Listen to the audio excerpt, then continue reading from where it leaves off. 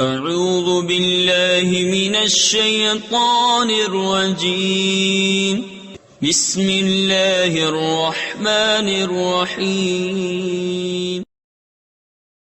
ثم انتم هؤلاء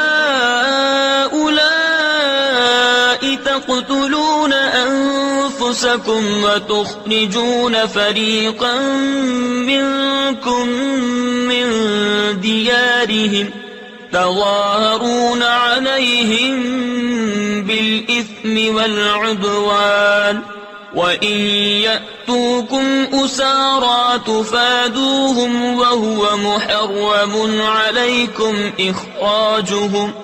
پھر یہ جو تم ہو اپنوں کو قتل کرنے لگے اور اپنے میں ایک گروہ کو ان کے وطن سے نکالتے ہو، ان پر مدد دیتے ہو، یعنی ان کے مخالف کو گناہ اور زیادتی میں، اور اگر وہ قیدی ہو کر تمہارے پاس آئیں تو بدلہ دے کر چھڑا لیتے ہو، اور ان کا نکالنا تم پر حرام ہے.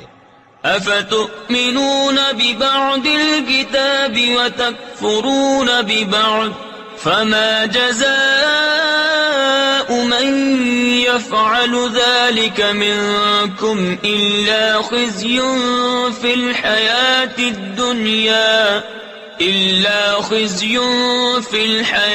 الدنيا ويوم القيامة يردون إلى أشد العذاب وما الله بغافل عما تعملون. تو کیا خدا کے کچھ حکموں پر ایمان لاتے اور کچھ سے انکار کرتے ہو؟ تو جو تم میں ایسا کرے اس کا بدلہ کیا ہے مگر یہ کہ دنیا میں رسوا ہو اور قیامت میں سخت تر عذاب کی طرف پھیرے جائیں گے، اور اللہ تمہارے کوتکوں یعنی برے کاموں سے بے خبر نہیں. اس آیت میں حضور پرنور صلی اللہ تعالی علیہ وسلم کے مقدس زمانے میں موجود یہودیوں کے عجیب و غریب طرز عمل کا بیان ہے. اس کا پس منظر یہ ہے کہ تورات میں بنی اسرائیل کو 3 حکم دیے گئے تھے. نمبر 1، ایک دوسرے کو قتل نہ کرنا. نمبر 2، ایک دوسرے کو جلا وطن نہ کرنا. نمبر 3، اگر وہ اپنی قوم کے کسی مرد یا عورت کو اس حال میں پائیں کہ اسے غلام یا لونڈی بنا لیا گیا ہے تو اسے خرید کر آزاد کر دیں. نسل در نسل یہ عہد چلتا رہا، یہاں تک کہ مدینہ منورہ کے گرد و نواح میں آباد یہودیوں کے 2 قبائل بنی قریظہ اور بنی نذیر میں منتقل ہوا. اس وقت مدینہ شریف میں مشرکوں کے 2 قبیلے اوس اور خزرج رہتے تھے. بنی قریظہ اوس قبیلے کے حلیف تھے اور بنی نذیر خزرج قبیلے کے حلیف تھے، اور ہر ایک قبیلے نے اپنے حلیف کے سامنے قسم اٹھا رکھی تھی کہ اگر ہم میں سے کسی پر کوئی حملہ آور ہوا تو دوسرا اس کی مدد کرے گا. جب اوس اور خزرج کے درمیان جنگ ہوئی تو بنی قریظہ اوس کی اور بنی نذیر خزرج کی مدد کے لیے آتے تھے اور اپنے حلیف کے ساتھ ہو کر آپس میں ایک دوسرے پر تلوار چلاتے، اور بنی قریظہ بنی نذیر کو اور وہ بنی قریظہ کو قتل کرتے، ان کے گھر ویران کر دیتے اور انہیں ان کی رہائش گاہوں سے نکال دیتے تھے. لیکن جب ان کی قوم کے لوگوں کو ان کے حلیف قید کر لیتے تو وہ ان کو مال دے کر چھڑا لیتے تھے. مثلا اگر بنی نذیر کا کوئی شخص اوس قبیلے کے ہاتھ میں گرفتار ہوتا تو بنی قریظہ اوس قبیلے کو مالی معاوضہ دے کر اس کو چھڑا لیتے. حالانکہ اگر وہی شخص لڑائی کے وقت ان کے ہاتھ آ جاتا تو اسے قتل کرنے میں ہرگز دریغ نہ کرتے تھے. لوگوں نے ان سے کہا کہ تم بھی عجیب لوگ ہو کہ ایک دوسرے کو قتل بھی کرتے ہو اور فدیہ دے کر چھڑا بھی لیتے ہو. یہودیوں نے کہا ہمیں تورات میں یہ حکم دیا گیا ہے کہ ہم اپنے قیدیوں کو فدیہ دے کر چھڑا لیں.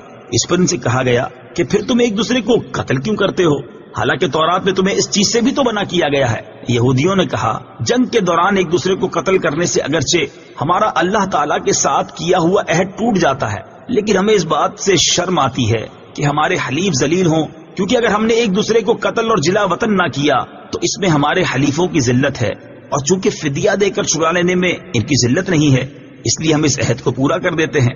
یہودیوں کی اس حرکت پر انہیں اس آیت میں ملامت کی جا رہی ہے کہ جب تم نے اپنوں کی خون ریزی نہ کرنے، ان کو بستیوں سے نہ نکالنے اور ان کے اسیروں کو چھڑانے کا عہد کیا تھا تو یہ کیا دو رنگی ہے کہ تم ایک دوسرے کو قتل اور جلا وطن کرنے میں تو ہرگز دریغ نہیں کرتے، اور جب کوئی گرفتار ہو جائے تو اسے فدیہ دے کر چھڑا لیتے ہو.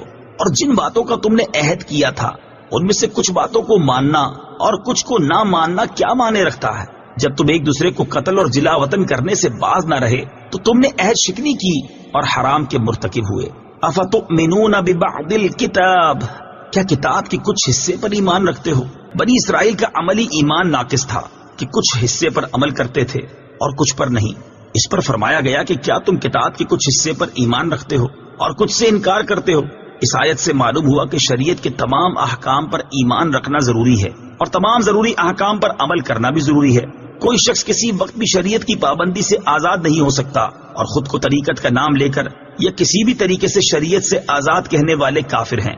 کہ کیا تم کتاب کے کچھ حصے کو مانتے ہو اور کچھ حصے کا انکار کرتے ہو؟ خزی فی الحیات الدنیا، دنیا کی زندگی میں رسوائی۔ بنی اسرائیل کی دنیا میں تو یہ رسوائی ہوئی کہ بنی قریظہ 3 ہجری میں مارے گئے اور بنی نذیر اس سے پہلے ہی جلا وطن کر دیے گئے۔ اس سے معلوم ہوا کہ کسی کی طرفداری میں دین کی مخالفت کرنا اخروی عذاب کے علاوہ دنیا میں بھی ذلت و رسوائی کا باعث ہوتا ہے۔ دنیا کے بڑے بڑے معاملات کو اس آیت کے تحت دیکھا جا سکتا ہے۔ نیز یہ بھی معلوم ہوا کہ کبھی گناہوں کی شامت سے دنیاوی آفات بھی آ جاتی ہیں۔ وَمَا اللَّهُ بِغَافِلٍ، اور اللہ غافل نہیں۔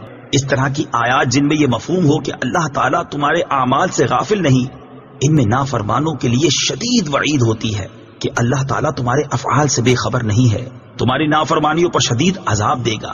یوں ہی ایسی آیات میں مومنین اور صالحین کے لیے خوشخبری ہوتی ہے کہ انہیں اعمال حسنہ کی بہترین جزا ملے گی۔